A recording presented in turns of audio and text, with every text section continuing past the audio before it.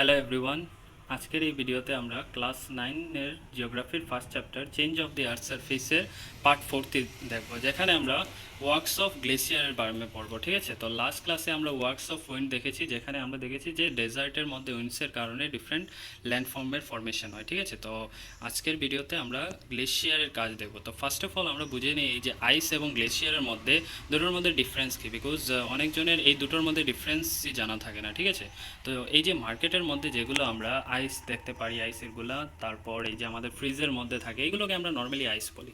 But এই আইস যখন একটা রিভারের মতো ফ্লো করা শুরু করে, ঠিক আছে, তো এইগুলোকে আমরা বলি গ্লেশিয়ার। তো নর্মাল ভাষায় যদি বলি, এটি একটি আইসের নদীও বলা যায়। ঠিক আছে, তো আজকের ক্লাসে আমরা দেখব কিভাবে গ্লেশিয়ারের কারণে, গ্লেশিয়ারের ফ্লোর কারণে আমাদের ডিফারেন্ট ল্যান্ডফর্মের ফর্মেশন হয়, সেগুলো এই পার্টিকুলার চ্যাপ্টারে আমরা দেখব। এই পার্টিকুলার চ্যাপ্টারে বলছি, পার্টিকুলার চ্যাপ্টারের সাবসেকশনে দেখব। ঠিক আছে, তো moving to our lecture. So এখানে কি বলছে, the extremely cold areas of earth surface are under ice cover. ঠিক আছে, মোস্ট অফ দি যেগুলো আমাদের কিছু কোল্ড এরিয়াজ আছে, যেমন আমাদের হাই মাউন্টেন এরিয়া, যেখানে ধীরে ধীরে টেম্পারেচার, যত আমার উপরের দিকে রাইজ করি তখন টেম্পারেচার ডিক্রিজ করে যায়। তো যেগুলো হাই মাউন্টেন্স এরিয়াজ আছে বা আমাদের কন্টিনেন্টাল এরিয়াজ আছে, এগুলো মোস্টলি আইসের দ্বারা cover.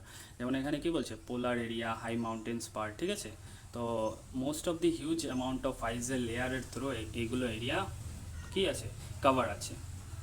R this deposit of ice come down slowly over the surface slope. আর এইগুলো, এই যে আইস যেগুলো, এগুলো ধীরে ধীরে আমাদের স্লোপের দিকে ধীরে ধীরে নেমে আসে। তো এগুলোকেই আমরা ফার্দার কি বলি, এই যে মুভিং আইসগুলোকেই আমরা কি বলি, স্লোপ বলি। Okay, in the mountain the glacier flow through the valley just like river. কী বলছে, যেরকম মাউন্টেনের মধ্যে আমাদের রিভারের মতোই আইসগুলো ফ্লো করে, যার কারণে এইগুলো রিভারের মতো কি ইরোশনাল, ট্রান্সপোর্টেশনাল এবং ডিপোজিশনাল অ্যাক্টিভিটি করবে সেডিমেন্টসের। ওকে, তো এখন আমরা দেখব types of glacier.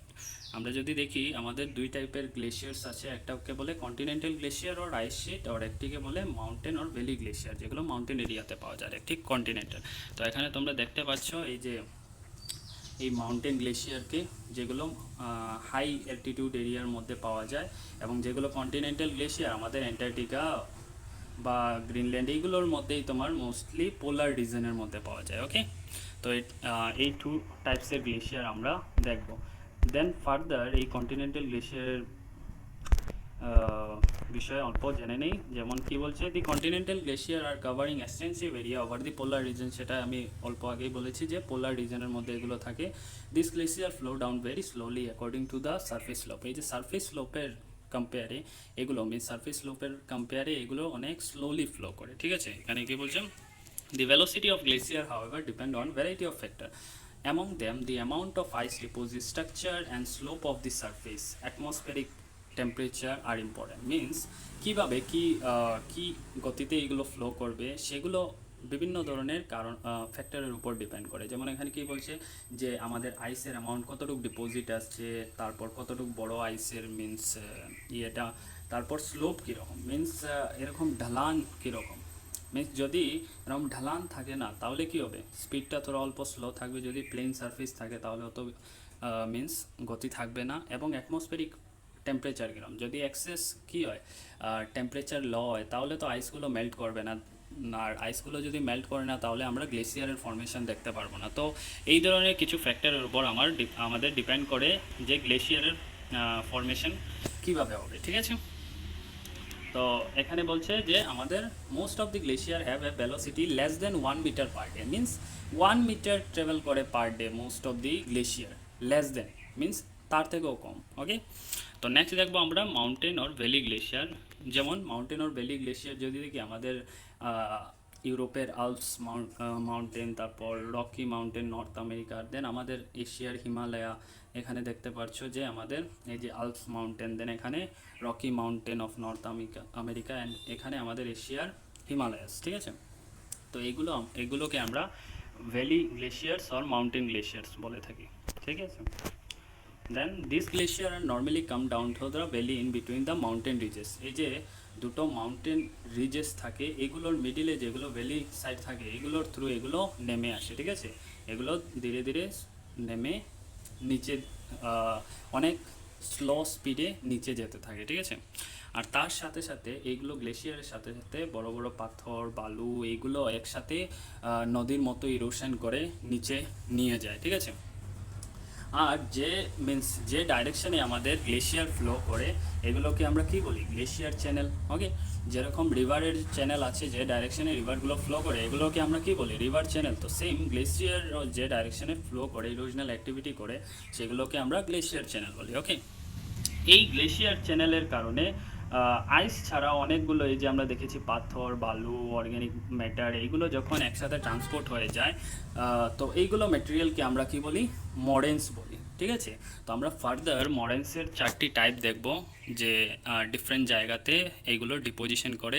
On the basis of that আমরা 4 টাইপ অফ মোরিন দেখব। একটি হলো ল্যাটারাল মোরিন, তারপর ground moraine, medial moraine and terminal or end মোরিন।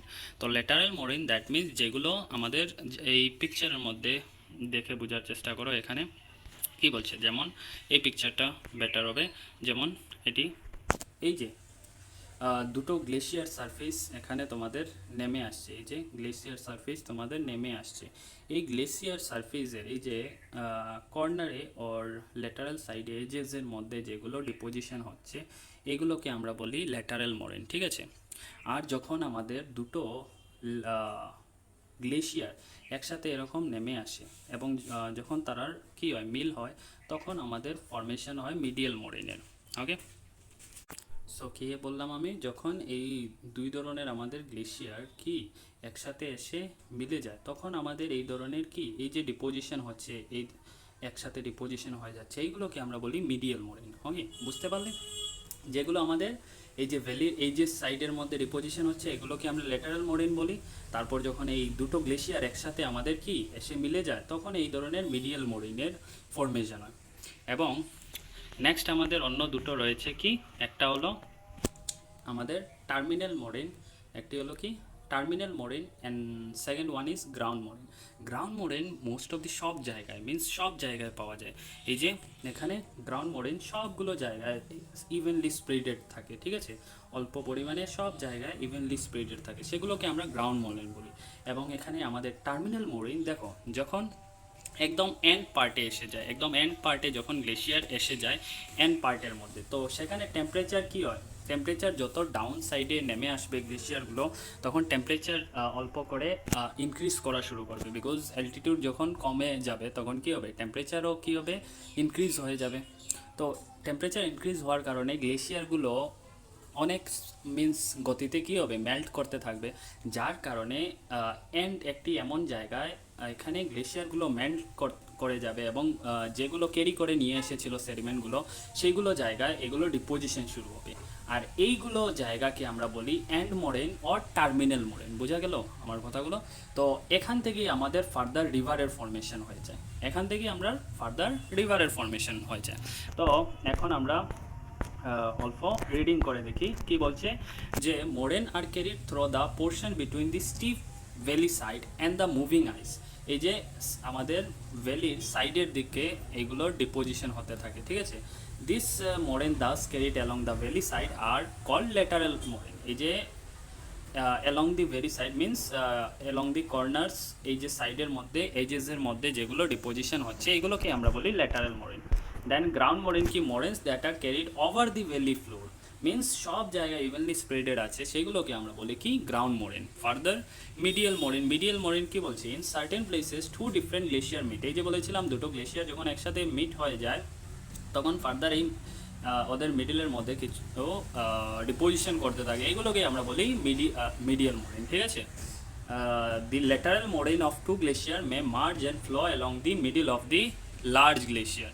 এই যে এখানে তোমরা দেখতে পাচ্ছ যে এই যে আমাদের ল্যাটারাল মোরেন দুটো, এই ল্যাটারাল মোরেন দুটো যখন একসাথে মার্জ হয়ে ফার্দার কন্টিনিউস মুভ করে তো এগুলো আমাদের মিডিয়াল মোরেনের ফর্মেশন করে। ওকে,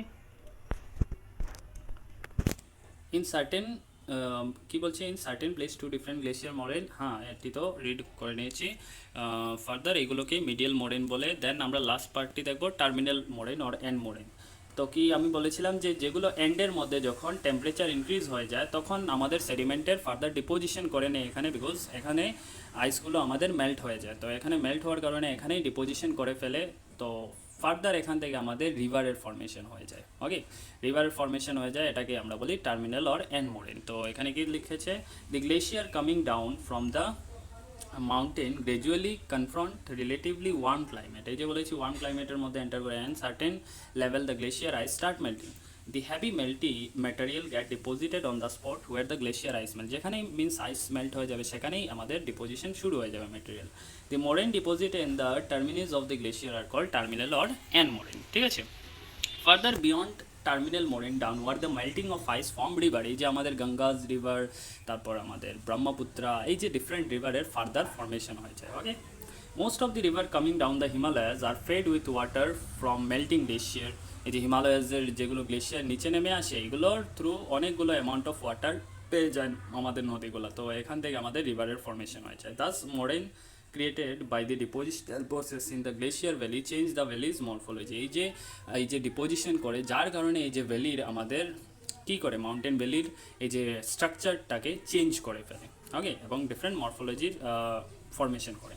Moreover, some other depositional feature can also be seen in the mountainous region under glacier action, এছাড়া আরও কিছু আছে, যেমন এখানে তোমরা দেখতে পারবে এই যে এই ধরনের আমাদের যখন ফর্মেশন করবে এটাকে আমরা বলি কি, তো এটা দিয়েছে, তারপর এই ধরনের যখন এই মিডিলের মধ্যে দেখছো কি এই ধরনের ডিপ্রেশনের স্ট্রাকচার ফর্মেশন হয়েছে, এটাকে আমরা এসকার বলি। ঠিক আছে, দেন আরেকটা এই ধরনের স্টিপ ফর্মেশন দেখেছো, এগুলোকে আমরা ড্রাম লাইন বলি। তো এই কয়টি দিয়েছে আমাদের ডিফারেন্ট আরও কিছু মরফোলজি, যার যেটি কীভাবে ফর্মেশন হয়, কিছু ডিপোজিশনাল ফিচারের কারণে ফর্মেশন হয়। তো আজকের জন্য এতটুকুই ছিল, আমরা নেক্সট পার্টে দেখব ওয়ার্কস অফ ওয়েভস, সেটি আমাদের লাস্ট পার্ট থাকবে, এবং এরপর আমরা এক্সারসাইজগুলো দেখব। ঠিক আছে, তো সো দ্যাটস ফর টুডে।